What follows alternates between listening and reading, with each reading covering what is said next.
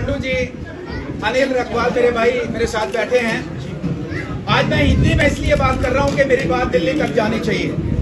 जो लोग यहाँ पे डोगरे लोगों को पिड्डू बनाना चाहते हैं उनको मेरी बात समझ आनी चाहिए।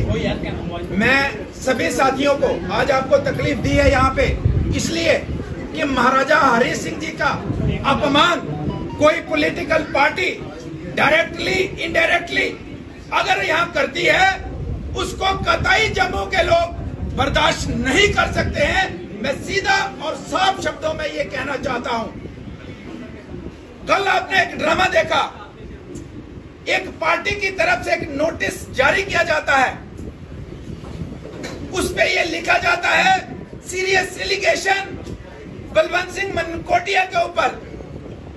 सीरियस एलिगेशन में आता है कि प्राइमरी मेंबरशिप से इनको निकाल दिया। मैं चैलेंज करता हूं, अगर आप मेरे हाथ का लिखा हुआ कोई भी दस्तावेज आपके पास है जिसमें मैंने आपकी प्राइमरी मेंबरशिप ली है तो आप मुझे बता सकते हो, वरना कोर्ट का दरवाजा खटखटाएंगे। जो मेरी इमेज को खराब करने की कोशिश की जा रही है, ये कहते हैं कि बीजेपी के साथ मिला हुआ है। मैं आपको बताना चाहता हूं, परसों का उधमपुर का ड्रामा आपने देखा होगा। वहां 6 काउंसलर मेरे साथ हैं, मेरे साथ एसोसिएटेड हैं। उन्होंने, हालांकि सीक्रेट वोट है, उन्होंने भारतीय जनता पार्टी के प्रेसिडेंट म्युनिसिपल काउंसिल उधमपुर के उनको हटाने के लिए उनके खिलाफ नो कॉन्फिडेंस जो आया था उनके खिलाफ वोट डाला उन्होंने। और इनके वर्कर वहां पे लिखते हैं, रिकॉर्ड चाहिए होगा मैं दूंगा, ये वर्कर कहते हैं कि मैंने गलत किया, एक प्रेसिडेंट को हटाने के लिए जो प्लान किया वो गलत किया। वहां का वर्कर इनका बीजेपी के साथ मिला है। दिल्ली की टीम मुझे लगता है अंदर से मिली है। मेरे पे एलिगेशन के भारतीय जनता पार्टी में लड़ रहा हूं, वहां मैंने कोर्ट में लड़ रहा हूं, वकीलों को फीसें दे के लड़ रहा हूं, बीजेपी के खिलाफ लड़ रहे हैं और हमारे पे एलिगेशन जब इनको पता ही नहीं है। इसलिए मैं कहना चाहूंगा, और भी एलिगेशंस हैं, लेकिन मैं मानहानि का मुकदमा इनके ऊपर दर्ज करने जा रहा हूं और मैं कोर्ट से कहूंगा कि कम से कम मेरे जैसे इंसान को न्याय मिलना चाहिए। और ये जो ढोंगी यहाँ पे आए हैं, इन लोगों के खिलाफ कानूनी कार्रवाई होनी चाहिए, ये मैं कहना चाहता हूं। मेरे साथियों, मेरा आपका सफर, मुझे लगता है कि आपको हर एक मिनट की खबर है। मेरे पास 6 महीने तक हर दिन हाथ जोड़ के खड़े होते थे, मनकोटिया साहब आपके बगैर पार्टी नहीं चल सकती, हमारे साथ आइए। मैं गया, मैंने कहा मैं शर्त यह है कि मुझे और कुछ नहीं चाहिए। आपके जो हेड है उनसे बात करेंगे कि जम्मू कश्मीर को लेके आपकी पॉलिसीज क्या हैं, उनसे मीटिंग के बाद ज्वाइन करेंगे। पॉलिसीज ठीक लगेगी ज्वाइन करेंगे, नहीं लगेगी तो ज्वाइन नहीं करेंगे। इन्होंने मुझे 15 दिन का टाइम, 10 दिन का टाइम, 8 दिन का टाइम, अल्टीमेटली मुझे मेरे से अनाउंस करवा दिया कि फलान डेट को ज्वाइन करेंगे, उससे 4 दिन पहले आपको मिलवाएंगे। 4 दिन पहले मैं दिल्ली चला गया, चौथा दिन भी गया, तीसरा भी गया, दूसरा भी गया। पहला दिन आया, कहते जनाब केजरीवाल साहब तो बहुत बिजी हैं। तो मैंने दिल में सोच लिया कि ये कोई मेरे साथ एक षड्यंत्र चल रहा है, मुझे लगता है। लेकिन मैं फिर अपने आप को संभाला, कहते सुबह मिलेंगे, ज्वाइनिंग के टाइम है। ज्वाइनिंग का टाइम आया, कहते जनाब वो तो आ नहीं सकते, बहुत बिजी हैं। मेरे साथ दूसरा षड्यंत्र रचा गया।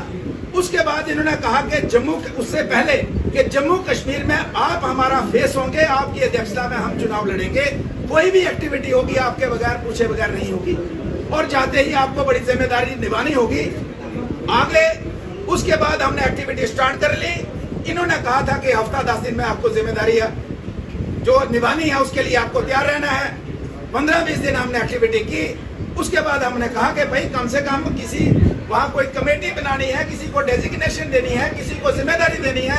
मेरे पास तो कोई है ही नहीं है जिम्मेदारी। तो वेट करते करते 6 महीने निकल गए। 6 महीने के बाद 15 दिन, आज से 15 दिन पहले मुझे ये कहा गया कि मनकोटिया जी आपको प्रोविंशियल प्रेसिडेंट हम बनाने जा रहे हैं और आपकी घोषणा कब करनी है मुझे बताइए।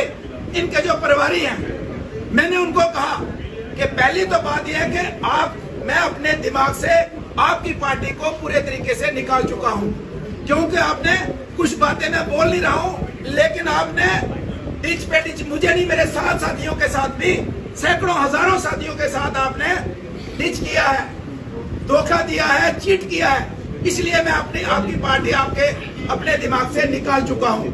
उन्होंने कहा रिव्यू कीजिए प्लीज, सभी का मसला है। बड़े साथियों से फोन आने लगे, मैंने कहा कोशिश करते हैं रिव्यू करने की, लेकिन मुझे ये बताइए कि क्या आपकी पार्टी के संविधान में प्रोविंशियल प्रेसिडेंट का प्रोविजन है तो मैं जिम्मेदारी, थोड़े दिनों बाद बताया कि मैं जिम्मेदारी ले सकता हूं अगर पोस्ट है। अगर आपके पास वो आपके संविधान में नहीं है तो 6 महीने बाद ऑर्डर दिल्ली से आएगा कि हमारा तो प्रोविंशियल प्रेसिडेंट जम्मू कश्मीर में है ही नहीं, हमारे संविधान में नहीं है। मैंने कहा मुझे आपने 4-5 बार चीट किया, मैं आपके ऊपर भरोसा नहीं कर सकता। अगर कोई संवैधानिक पोस्ट है तो करेंगे बात, अगर नहीं है तो आप किसी को बना दीजिए, मैं आपका एसोसिएट बन के आपके साथ चलूंगा। उसके बाद मैंने ये भी सोचा कि मैं रिजाइन कर दूं, लेकिन मैं रिजाइन इसलिए नहीं किया कि जितने भी जम्मू कश्मीर के लोग बहुत से मुझे देख के उनके साथ ज्वाइन हुए। मैंने सोचा जिससे मैं रेजिग्नेशन दूंगा, पत्रकार पूछेंगे कि क्या बात है, क्यों छोड़ रहे हो, तो मुझे डेफिनेटली पार्टी के खिलाफ बोलना है। तो पार्टी के खिलाफ बोलूंगा तो जम्मू कश्मीर से जो भी मेरे छोटे भाई बहन बड़ी उम्मीदें लेके गए हैं, हम भी बड़े नेता बनेंगे, हम भी एमएलए बनेंगे, काउंसलर बनेंगे, टीडीसी बनेंगे, तो शायद उनको नुकसान होगा जब पार्टी के मैं डैमेज करूंगा।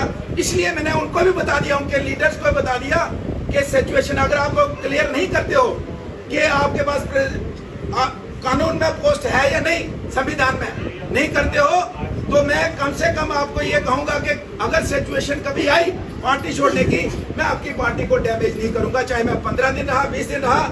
मेरा जमीन नहीं मानता कि मैं आपकी पार्टी को डैमेज करूं और जिससे मेरे जितने साथी उनके साथ जुड़े हैं उनका लॉस हो जाए।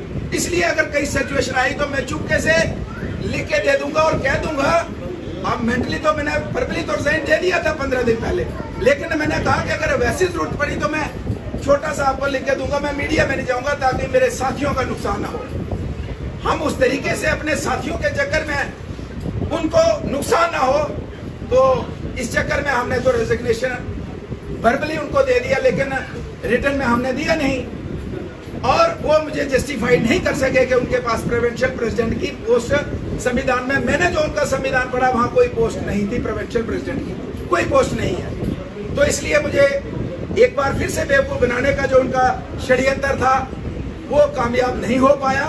फिर उन्होंने देखा कि मेरी इमेज को किस तरीके से डैमेज किया जाए, मुझे कैसे डैमेज किया जाए, तो आज उन्होंने कोशिश की है।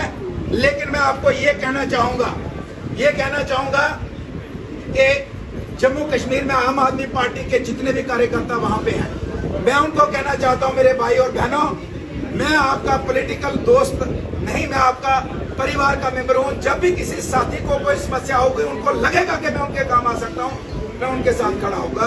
मैं पार्टी के लेवल पे नहीं, एज ए बलवंत सिंह उनके परिवार के मेंबर। रही लास्ट की बात, जो मेरा सफर मैंने बताया, लास्ट में मैं आपको कहना चाहता हूं मेरे साथियों, बलवंत सिंह मंगोटिया का एक षड्यंत्र के तहत मेरा कत्ल किया गया है। बहुत बड़ा षड्यंत्र रचा, 6 महीने पहले और 6 महीने बाद एक षड्यंत्र रचा कि एक आदमी जो जम्मू के अंदर बोलने वाला है उसको किस तरीके से जमा किया जाए, कत्ल किया जाए। एक षड्यंत्र के तहत बलवंत सिंह जी को मारा है, बलवंत को मारा है। लेकिन मैं कहना चाहूंगा, बलवंत सिंह जी का मारने का जो षड्यंत्र है, पॉलिटिकल कत्ल करने का षड्यंत्र है, मेरा चिंड जागेगा, मेरा चिंड जागेगा। और मैं ऊपर वाले से दुआ करता हूं कि अगर मैं गलत हूं तो मुझे सजा दे।